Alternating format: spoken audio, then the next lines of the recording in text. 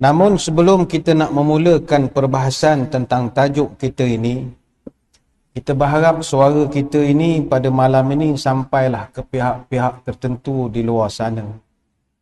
Masjid Negeri sebagai sebuah masjid, organisasi yang juga berfungsi sebagai whistleblower, malam ini kita secara suci hati mohon kepada cerdik pandai, warga akademia, khususnya di Menara-Menara Gading, pusat-pusat kajian perubatan, untuk sama-sama membantu untuk menghasilkan kajian berkenaan keabsahan SOP yang ketat di masjid pada masa ini.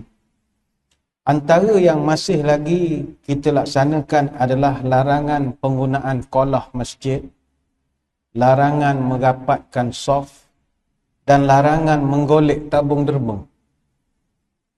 Sebenarnya nurani kita bukan di pihak masjid, saya ingat jemaah pun sama, nurani kita menjerit-jerit.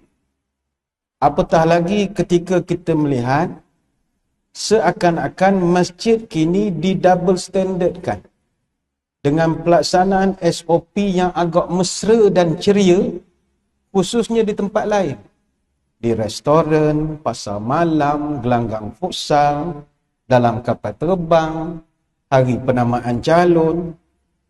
Tapi bila masjid, itu alasan klise yang digunakan, oh kita tidak mahu mewujudkan kluster masjid. Kita tidak menentang SOP, tidak. Tapi kita harap suara kita ni sampai kepada orang-orang cerdik pandai di luar sana, terutamanya orang-orang di universiti. Kerana kita tidak menentang SOP. Bahkan sejak diperkenalkan perkataan SOP di masjid kita 18 Mac tahun 2020 sampai malam ini tepat 6 bulan 5 hari, 189 hari, masjidlah jadi frontliner yang paling depan sekali mempertahankan prosedur ini. Dan yang paling teruk dikecam oleh jemaah, kita digelarkan sebagai kuda tunggangan Yahudi, ejen Dajjal, penyambut Ya'juj Ma'juj, ahli Illuminati, pengaruh Freemason, WHO, IMF, Rothschild, Benedictine Order, dan macam-macam istilah yang kami dapat tiap-tiap minggu. Dek kerana kita tegah dengan SOP. Kita tidak menentang. Cuma malam ni kita merayu cerdik pandai, cendekiawan kita di universiti bantu kami. Sebab pihak pemerintah, sama ada MKN, Majlis Keselamatan Negara, Kementerian Kesihatan Malaysia, JAKIM, Jabatan Agama Negeri-Negeri, Majlis Agama Negeri-Negeri, mereka perlukan kepada data yang kredibel. Yang mana insya-Allah dengan data yang diperoleh oleh cerdik pandai ini boleh bantu untuk diangkat pada pihak berkuasa untuk dipertimbangkan. Sebab itu benda ni masjid tak dapat nak buat secara akademik.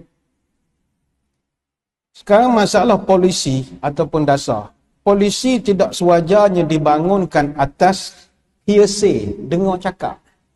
Polisi tidak boleh dibangunkan atas ab ibrato, tapi mesti berpaksikan kepada admissibility, keboleh penerimaan.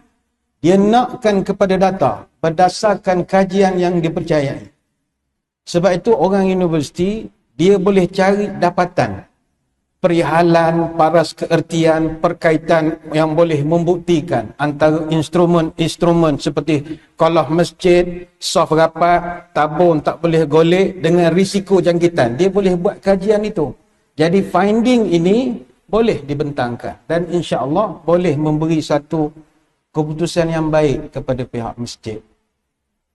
Cuma ialah masih ada di luar sana orang yang tetap berkeras. Masjid mesti mengetatkan langkah-langkah SOP di masjid atas sebab takut kluster masjid lah. Tapi beginilah. Orang yang nak buktikan bahawa kalau sah rapat itu mendatangkan jangkitan, dia mesti datangkan bukti. Dan itu adalah kaedah perundangan. Mana-mana pertuduhan, semper necessitas probandi incubit qui agit. Itu tak ada orang boleh lari.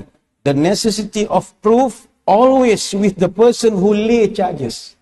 Orang yang kata sah rapat jangkit, awak kena tunjukkan bukti. Orang yang kata guna air dalam kolah masjid boleh berjangkit, tunjukkan bukti. Bukan hearsay. Dan ini kita tak dapat buktikan, melainkan kita merayu kerjasama daripada cerdik pandai kita di universiti. Kita ada pakar perubatan bertaraf dunia, mereka boleh buat kajian klinikal.